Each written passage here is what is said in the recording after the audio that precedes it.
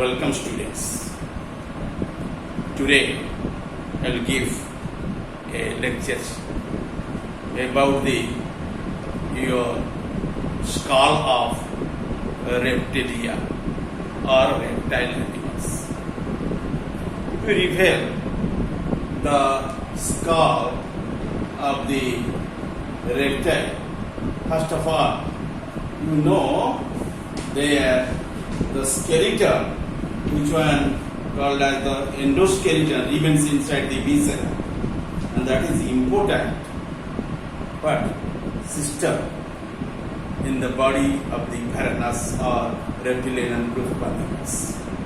The endoskeleton, in case of this kind of organism, can be divided into two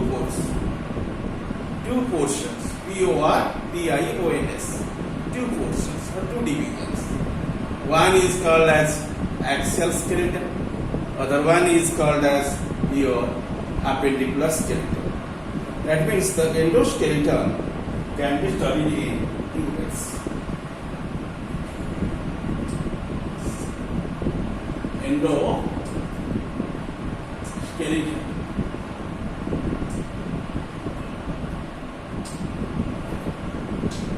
The head is called as skull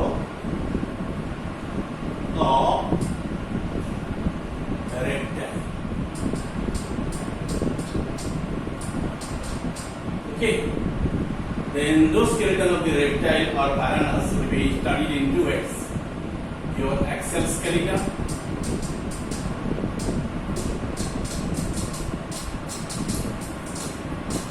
other one is called as appendicular skeleton. Appendicular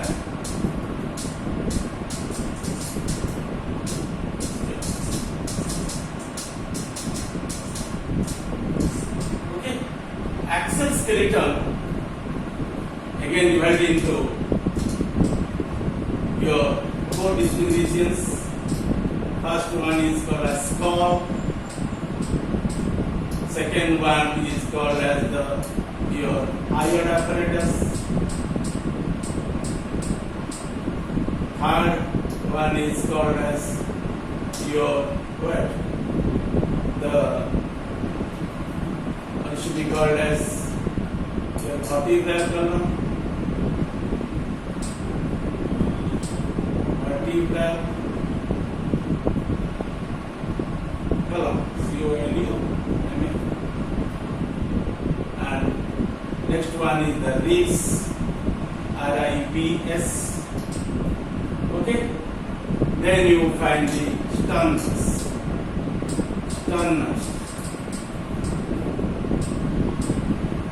Okay. Sometimes the hyoid will be considered in the skull. Okay. And vertebral column comes to second position, rib is third position, and sternum is the fourth position in there. But appendicular skeleton can be studied in the two ways. One head is called as your cadence.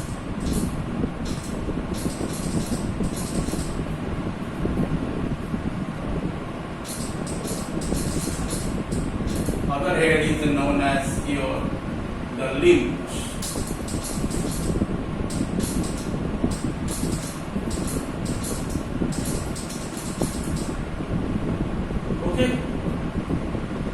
In this manner, we may study today. The endoskeleton can be divided into two divisions or two portions, the axial and appendicular skeleton. The axial skeleton extends right from the head to tail and so includes the skull or the head skeleton and the vertebral column, or also be called as backbone, along with the ribs and sternum. As the latter are intimately connected with the vertebrae, the axial skeleton is thus centrally situated and is also important not only in the forming of the axis of the skeleton, but also for the protection of the brain and spinal cord. The appendicular skeleton includes the skeleton of the leaves, that means the pectoral and pelvic extremities and their girdles, and also you find the different limb bones like your forelimb bones and hind limb bones. In forelimbs you must find your humerus, and then you find radius ulna, then you find the carpals, metacarpal, phalanges. Likely in hind limbs you find the femur, then your fibula, then astragalus calcaneum, and tarsals, metatarsals, and phalanges. Okay, our topic is concentrated in the skull of reptile, and best classical example is known as Varanus. Varanus or Gadel lizard, you take anyone, but best example is the Varanus. Okay, if you reveal the skull of the Varanus, you must find very peculiar characteristics in them, and that is not your dicondylic skull, that is a monocondylic skull. First of all, you know that one.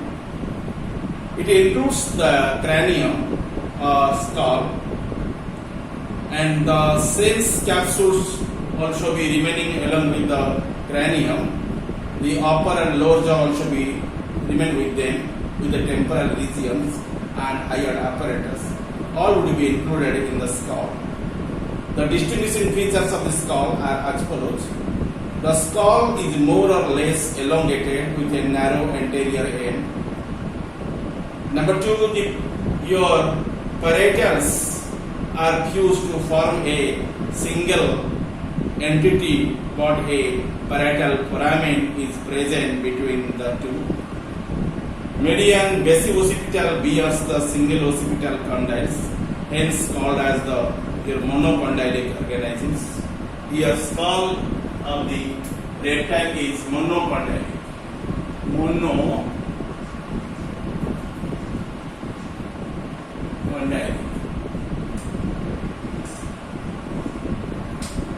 Okay, monocondylic skull you find in there.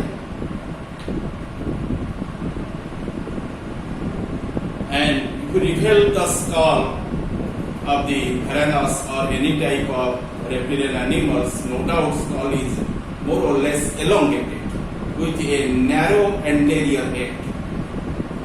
Okay, and you must find the towards anterior one snout, which one is very narrow in comparison with the head proper. Okay, and skull must be narrow towards the anterior head. The parietal are fused to form a single entity, but a parietal foramen is present between the two. The median basioccipital bears the single occipital condyles, hence called as the monocondylic. The lower jaw is attached with the cranium, and upper jaw with a quadrant bone, forming the otostylic type of the suspensorium. I already revealed that diagram of the otocondylic. See the otodynastic you find here, and here you find the otostylic condition you mark in here, and the jaw, upper jaw and lower jaw is also be pigmented in there, but the uppermost jaw more or less in the transparent. Find some dots also there. Okay, and they will be connecting with the skull by the basal process. Okay, there is no ligaments to dent into them, and you must find the orbit and aortic process in there, and cranium also be comprising the columella or the stairs, and macula scapularis must be remaining in the lower jaw, and at the back of it you find the higher arc there, and that is called as otostylic. Okay, but in case of your frog, you find the auto-diastylic, but here you find the auto-stylic in frogs. Okay, only single condyle is present in there, that is called monocondylic. Then the lower jaw is attached with the cranium at the upper jaw with a quadrate bone forming the autostylic type of the suspensoriums. And the supraorbital, your lacrimal, transverse, palatine, parasphenoid and postorbital bones are present, while the alisphenoid, orbitosphenoid, presphenoid are not developed. You see, in there is no three bones. Okay? Which bones are not present in there?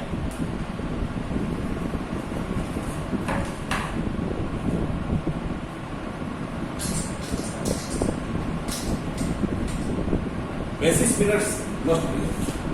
Which one absent in there? You see, in there is three bones are not present in there. One is called as alisphenoid.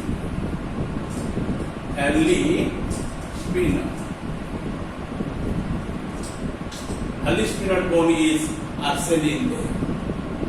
Not only alisphenoid, in there is no orbitosphenoid. Orbitosphenoid also be absent. Orbitosphenoid. That is also absent. It is not present. And another bone also be absent in there, that is called as presphenoid. Presphenoid. Okay? These three bones are absent. But in case of frog or amphibian animal, four bones should be absent in there, named as the basis sphenoid, alisphenoid, orbitosphenoid, and sphenoid. But here, basis sphenoid is exempt from it. Only these three bones should be absent in the skull of the varanus or your reptilian animals. The temporal regions has two foci on either side of the supratemporal fossa and infratemporal fossa. Temporal, you know, that is referred to the ear. In that region, at where the ears are present, that portion is called as temporal portion or temporal region. And there is no external pinna like the mammalian organism. You find very small pore is there. These are called as foci. You must find two foci on either side of the head. And these are called as supratemporal fossa and infratemporal fossa. One remain above, other remain below. Supratemporal fossa and your other one is called as infratemporal fossa. Okay?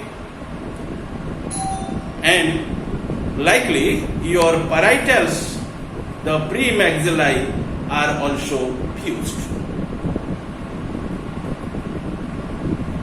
Then next, the lower jaw is formed of 6 bones: dentary, angular, supraangular, atricular, coronoid, and splenial. The teeth of the varanus are acrodont. That means fused with the bone. And all the teeth are same in height. They are called as isodont or homodont. That means all similar in appearance and polyphyodont. Repeatedly they will be developed in the mouth cavity. That means they are the replaceable. Then the otic region includes the typical 3 bones: prootic, the epiotic, and opisthotic, whereas there is only a single ear ossicle, that is called as columna. Okay? And you find this manus of the some bones in the what? In the skull. Then higher apparatus also be noticed, and which one consists of an elongated central, your basihyla and two long cornu on either side. The maxillae, palatines and pterygoids are incapable of free movements. Mandibular symphysis is present so that the mouth is non-expansible. Okay, and by these characteristics, the skull will be differentiated from the others. And you see, the skull of your Varanus. Okay, you mark it. This is the diagram of the skull. You mark towards the anterior skull is very much narrow, but towards posterior is a little bit wider. This is the dorsal view of the skull. And here you find another view, which one is called as the ventral view of the skull. This is the ventral view, this one is the dorsal view. You see, first of all, you see the bones which are present in the dorsal side of the skull. No doubt, you find the premaxilla, and also you find the dorsal premaxillary foramen in our there. Then one bone projection also directed towards the posterior. That is nothing, that is called nasal process of the premaxilla. That is the what? Extension of the what? Your maxilla. Which maxilla? Premaxilla. Premaxilla reaches towards posterior. That means covers to the nasal region. So it is called as nasal process. Due to covering with the nasal region, that is called as nasal process of the premaxilla. Then you find the septopremaxillary structures. That is one type of septum that develop in between the maxilla. That is called as septomaxillary bone. And besides of it, you find the maxillary bones are there. At each half of the upper jaw, you find the maxilla is there. Then you find the vomer bones. Then at the back of the nasal process, you find the nasal bone. Then you find the above the eyes, you find the frontal bones. The foremost part of the frontal would be called as prefrontal. Then in front of the eyeball, you find the one bone is there, that is called supraorbital. Then you find the sockets-like areas are there. Actually, eyes are inserted, called as supraorbital fossa. Then you find the parietals. In between the parietals, you also find one foramen also developed, that is called as the parietal foramen. Just backside of the parietals, you find the occipital bone is there. Above of the occipital is called as supraoccipitals. Okay. Then towards outside of the occipital is called as exoccipitals. Then you find your perioccipitals and process of your exoccipitals or exoccipitals. And on it, just you find one foramen is present, which one is called as foramen magnum. It is allowing the brain to reach towards the posterior as the spinal cord. It is considered as the central nervous system or central neural system. Base of the foramen magnum, you find the basioccipitals. Okay, and these two areas are the temporal regions. Supratemporal fossa is there, and you also find the bones, your epipterygoid, that is called as epipterygoid. Then you find aortic or provotic, and supratemporal also be seen in there. Squamosal is a very important bone, also be helped to use with the quadrant in there. Okay, and you find different the bones which are remaining in the uppermost part of the skull or dorsal side of the skull. And this view is the dorsal view. Okay. Then you reveal the ventral view of the skull. You must find the premaxilla and maxilla in there, and the maxillary process of the premaxilla and maxilla they are remaining side by side, up of the lower jaw also. And apparatus of the Jacobson organ also be noticed in there, and with your bovine apparatus. Vomer bone also be noticed very beautifully in there. Palatine also be seen, and they are fused with the roof. And ventral borders of the interorbital septum should be remaining there. Jugal bone must be found at the end of the jaw. Okay, and transverse process also be arising in there at ventro. Okay, lateral process of the frontals also be seen in there. Pterygoid bone must be seen, that must be bicep in form. Post-orbitals also be noticed in there with the orbitosphenoids, basisphenoids, and squamosal bone also be present in there. Basic hospitals are well visible. Exo-hospitals also be connected with the quadrant in there. Okay, and the end you find the occipital condyle, single occipital condyle must be seen. You see at the end of my sketch pen, you find this area is called as your occipital condyles. This is the view of the ventral of the skull of the thymus. Okay, and let us know about your other characteristic features of the reptilian. In modern reptiles, generally neurocranium shows the extensive ossifications except the nasoethmoidal regions. There is one occipital condyles and more dermal bones than the amphibia. Skull is your trophy basic, that is not platybasic. Here it is called as the trophy, T-R-O-P-I, trophic basic type of skull is noticed here. Trophy basic.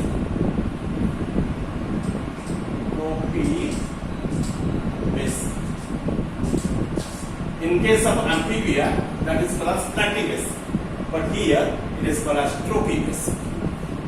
Okay, and skull is trophy basic.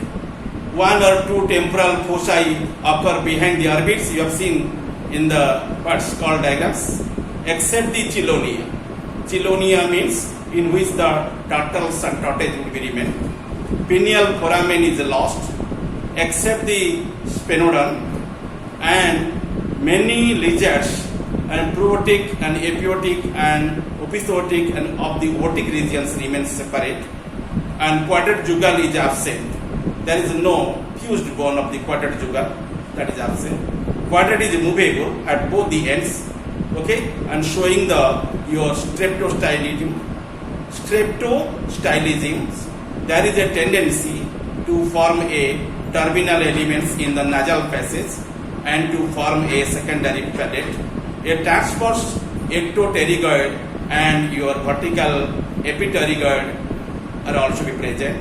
Your hyomomandibular is modified into the columella of the middle ear. Lower jaw exhibits the large tooth or dentary, angular and supraangular, splenial, coronoid and atricular. And these are the characteristics, and by these characteristics the skull of the reptile is more or better organized than that of the skull of the amphibia and skull of the pisces. Thank you all.